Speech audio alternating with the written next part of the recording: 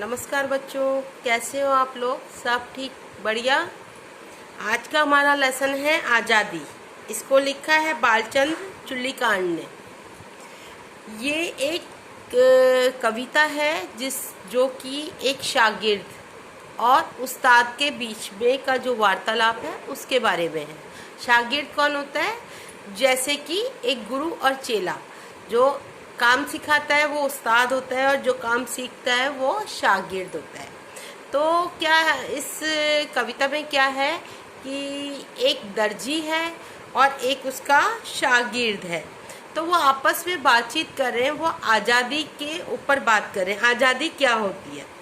वो पूछता है उसका जो शागिर्द है दर्जी से कि उस्ताद, आज़ादी का अर्थ क्या है? तो आज़ादी हम अपनी को कैसे बनाए रख सकते हैं? तो वो कहता है कि आज़ादी केवल राजनीतिक नहीं होती है, ठीक है, और इसके बहुत सारा अलग से अर्थ भी है। आज़ादी का जो है, आज़ादी को बनाए रखने के लिए हमें कर्तव्य और कर्म को भी समझना होता है। ये नहीं है कि हम अपना काम धाम सब छोड़ करके आज़ादी समझने लगे, तो ये हमारा क्या है, ये हमारा लक्ष्य नहीं है। तो जो ये दर्जी है वो अपने शागिर्द को आज़ादी के बारे में बताता है। उसका जो शिष्य है, शागिर्द है, वो देखता है कि सब कुछ जो है मेरे आसपास जो भी कुछ भी हो रहा है वो क्या चीज़ है, वो क्या लोगों की आज़ादी है क्या? तो वो कहता है कि एक जैसे बछड़ा है, वो अपने आप बंधा बंधा कूद रहा है या खेल रहा है, तो क्या इसमें उसकी आज़ादी है? अच्छा, कुछ लोग जो क्या है कि बेकार के ख्याली पुलाव बनाते रहते हैं, इधर उधर बिना किसी निरर्थक बातों को सोचते रहते हैं और अपना कर्तव्य को वो निभाना नहीं चाहते। तो क्या है ये सब कुछ? क्या है ये? भी क्या आज़ादी है? तो दर्जी उसको कहता है कि दर्जी उसको समझाता है। जैसे उसको शागिर्द उसका पूछता है कि जैसे ये चारागाह में बछड़े हैं, इधर उधर कूद रहे हैं, बेफिक्र होकर खुश हो रहे हैं, तो ये जो उछलता है ये क्या आज़ादी है? और वो कहता है कि अगर अपना काम को पूरा ना करने का दुस्साहस को, जैसे अगर हम कोई काम अपना पूरा ना करना चाहें तो वो भी क्या हमारे लिए आज़ादी होगी? अब जैसे सूरज में घोंसला बनाने के लिए उड़ान भरने वाली चिड़िया का काम कुछ ऐसा है, तो वो पूछता है कि क्या जैसे चिड़िया अपना घर बनाती है, क्या वो उसको आज़ादी मिली है? फिर वो कहता है कि जैसे उत्तर दिशा में रेलगाड़ी का इंजन भाग रहा है, तो वो क्या है, वो उसको इसका नाम तो क्या आज़ादी नहीं है। सिर्फ वो कहता है क्या सैर सपाटा घूमना फिरना ही आज़ादी है। तो उसका जो शागिर्द होता है वो समझाता है उसको कि अपने अनुभवों और विचारों के अनुसार वो समझाता है कि हमारी कुछ आवश्यक ज़रूरतें, मूलभूत ज़रूरतें, जैसे रोटी, कपड़ा, मकान, ये जैसे भूखे को खाना और प्यासे को पानी, ठंड में पीड़ित के लिए राहत पहुंचाने वाले ऊनी वस्त्र, जब हमें ठंड लग रही होती है तो हम ऊनी जो कपड़े पहनते हैं वो, ये सब क्या है, ये हमारे लिए आवश्यक चीज़ें हैं। तो वो उसके माध्यम से वो उसको आज़ादी के लिए बताता है।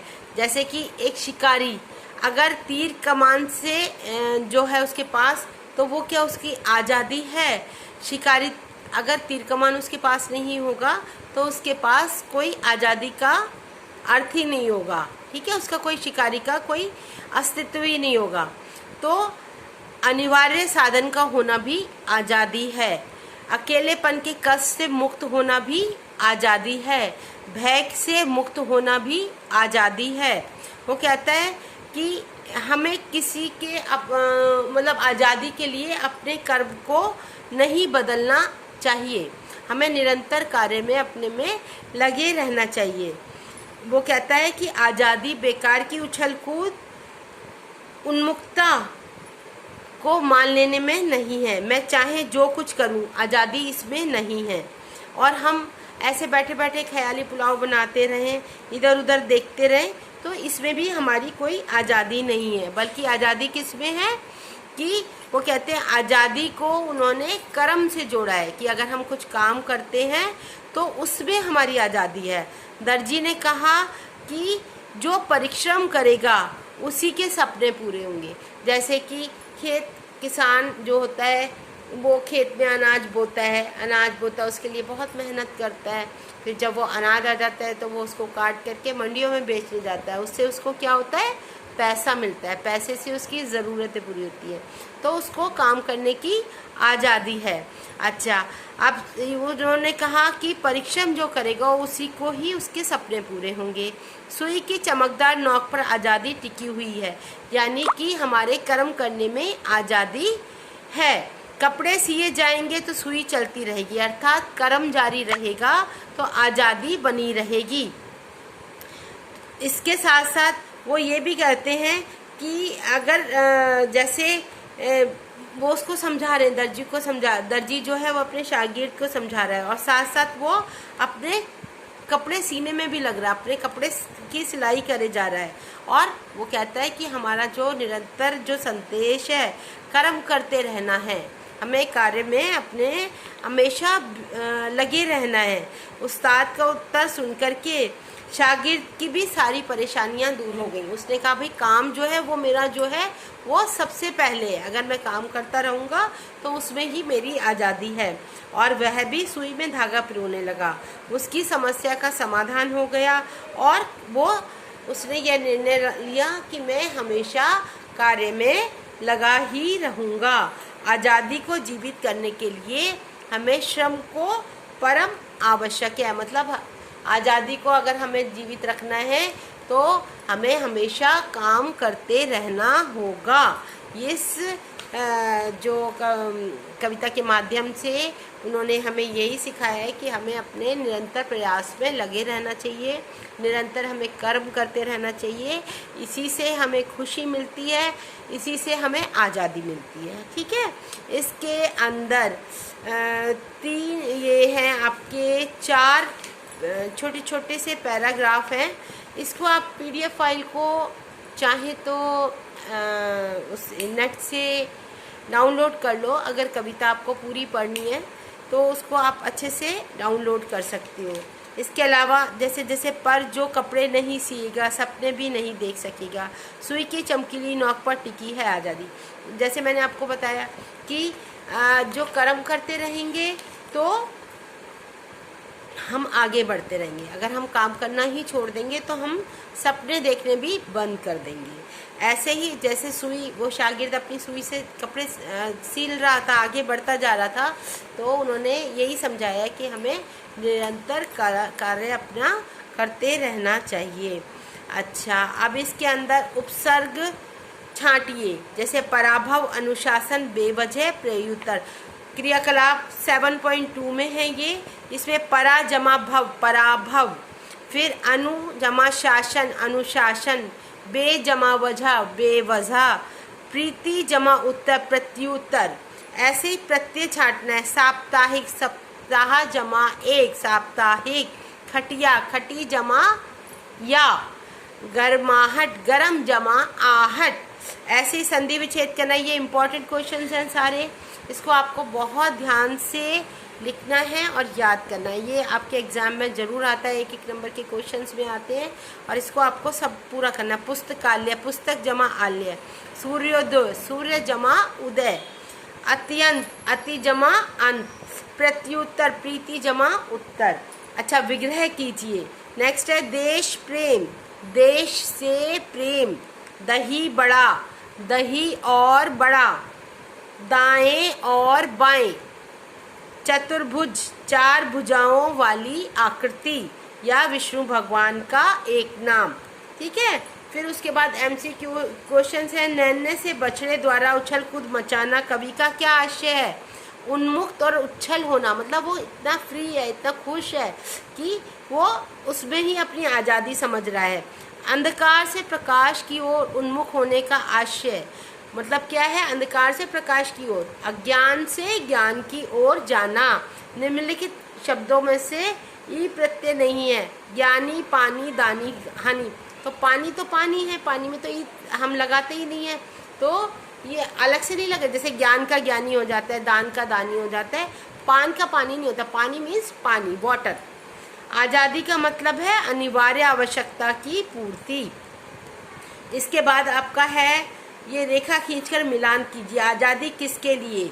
किसके लिए आज़ादी? भयभीत को पनाह के लिए, जीवन को बलिदान के लिए, शिकारी को तीर के लिए, तन्हाई को महफिल के लिए, अज्ञानी को ज्ञान के लिए, थका मांदा को बिस्तर। बिस्तर की ज़रूरत होती है ना, जब हम थक जाते हैं तो हमें बिस्तर की ज़रूरत होती है।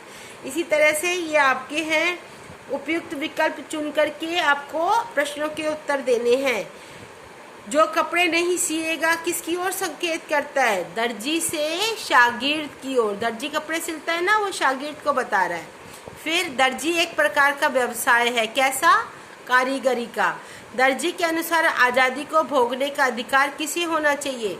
जो हमेशा कार्य करता है, जो निरंतर कर्म करता है। ठीक है।